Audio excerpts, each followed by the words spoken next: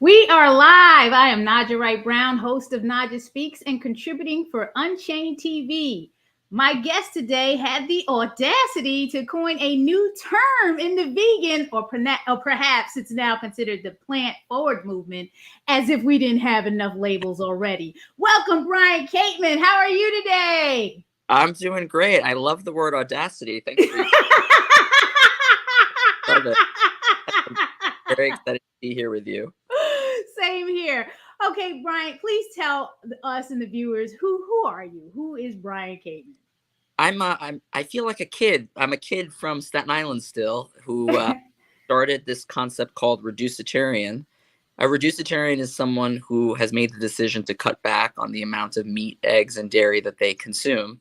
And the idea really was born from my own experience. I was surrounded by a lot of people in Staten Island, New York, where I'm from, who they never ate fruits and vegetables, really didn't consider even the remote possibility of being vegan. But I thought, well, maybe there's a middle ground here. I mean, if they're not going to, cut out animal products entirely, maybe we could come up with a concept, a word, a movement to encourage as many people as possible to at least make some changes in the positive direction. And I'm sure folks who are listening know what I mean by positive, right? Plant-based foods are ones that tend to have a lighter environmental footprint, obviously are not going to be contributing to the suffering of animals and factory farms. And it's also not controversial to say it's pretty good if people eat fruits and vegetables on occasion. So It was really a no-brainer. And and I started a nonprofit organization to help propel this mission forward called the Reducetarian Foundation. I have to tell you, when the first summit, and we're here to talk about the upcoming Reducetarian Summit in May, which, I can't attend, and I have my heart set on it. We'll get into that because I've been to the first one, the second one, and now I'm going to miss it. So I'm really, really upset. But talk about the summit and what takes place, because it's next month. It's May. Tell the viewers about the summit. Well, first I want to say we got to get you one of those like loyalty customer cards, right?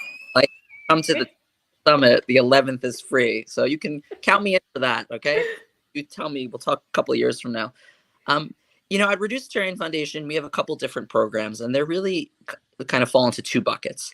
The first is that we want every person on the planet who's eating way too many animal products, particularly in high-income countries, to cut back on the amount of animal products that they consume. And so we have a documentary to push that forward. It's right here. We have a book that comes out in just a couple days on Friday that I'm very excited about, halfway. All sorts of social media activity. And then we try to do something else which is relevant to the summit, which is that we try to build capacity.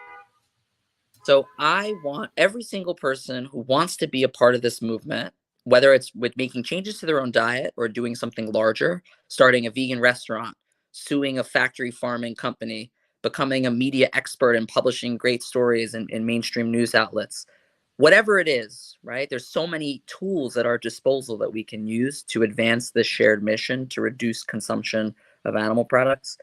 I want them to be empowered. I want them to be supported. I want them to know the right people, right? And I have a soft spot for this because I didn't know anyone growing up in Staten Island. I didn't know any fancy donors or investors or reporters or anything like that. And through generosity of a lot of people, but I still stumbled my way through to this moment. And I want to decrease the stumbling. I want to support people in whatever goal they'd like to achieve. So we bring together several hundred, something like 600, 700 people each year, come together. 50% of our attendees are not vegan or vegetarian. Everyone is there for different reasons, whether it's environment or health or animals or food justice. Everyone's excited about different strategies. Some people really want plant-based meat. Others want cell-cultured meat. Others want to focus more on grassroots activism. And we take the position that all of those strategies are beautiful, they're needed, they're neglected. We need them all. We need people from different backgrounds, different places, different experiences to bring their talents and interests. And I'm so excited for this year because the theme of this year's conference is inclusivity. Inclusivity. And I think isn't that great? Awesome.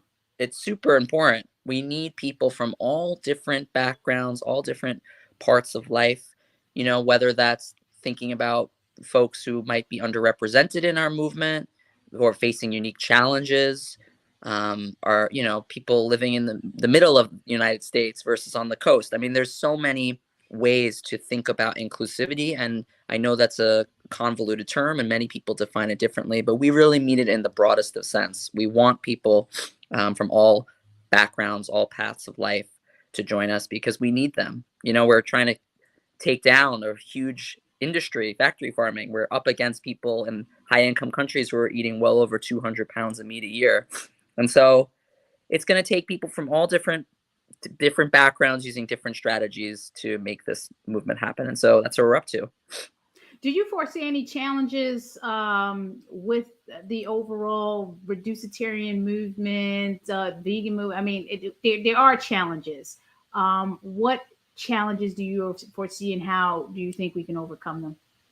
That's a great question. You know, I'm a straight shooter, right? I mean, I'm probably supposed to say something like, I believe if we all work together that, you know, we're going to advance our mission in just a couple of years, factory farming will be over.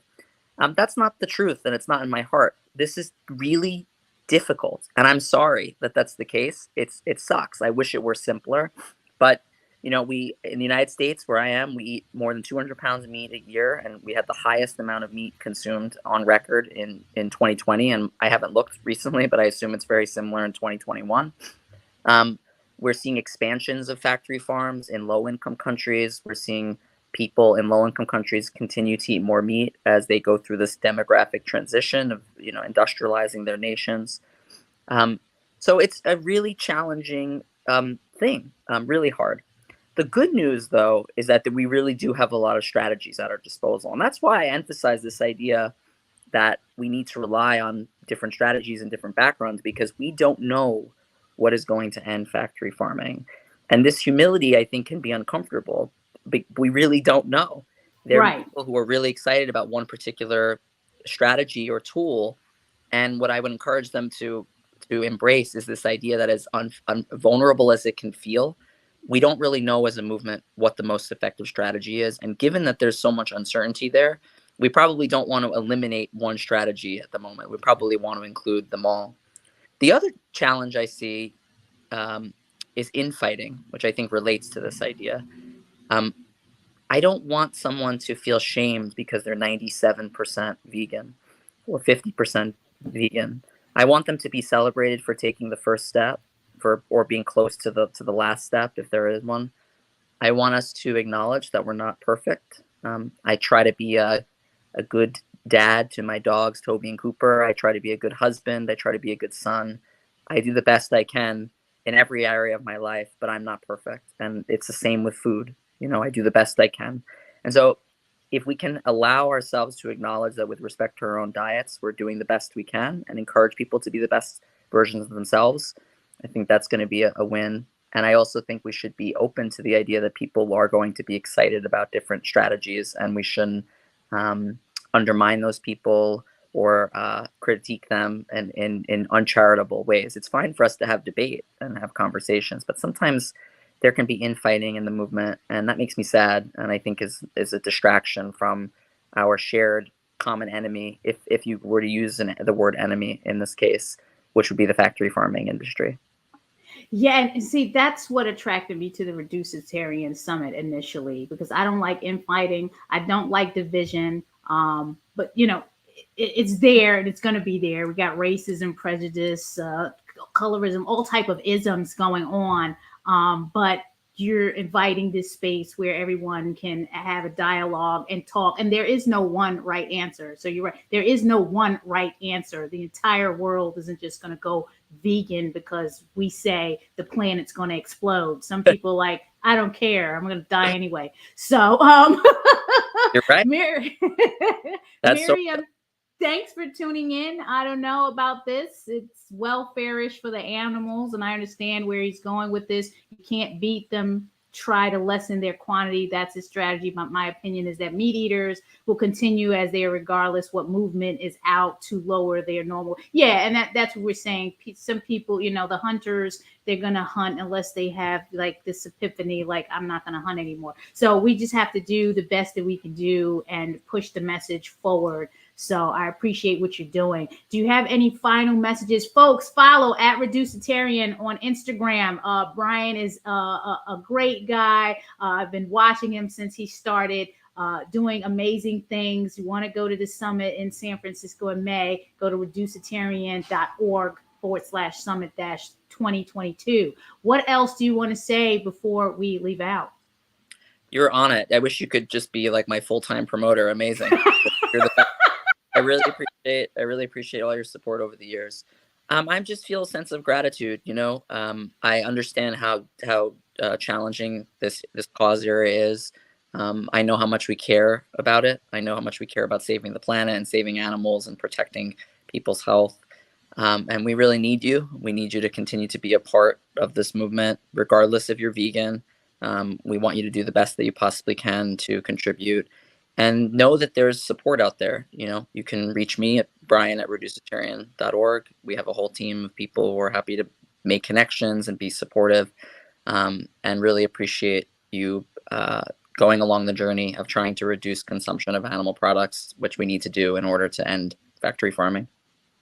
I appreciate you, Brian. Thank you for taking the time out. Thank you. Everybody, please share, comment, like. Someone needs to go to this summit. If you've never been, you need to go.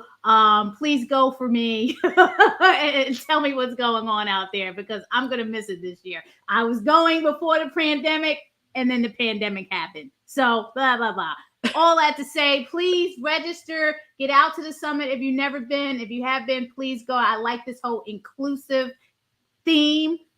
It's going to be amazing. So I'm wishing you well, sending many blessings, Brian. Likewise, my friend. And we'll see you in 2023. Bring your loyalty card. All right. I got the stamp ready. I sure will. Enjoy the rest of your day. Be safe. Thank you. Bye, everyone. Bye-bye.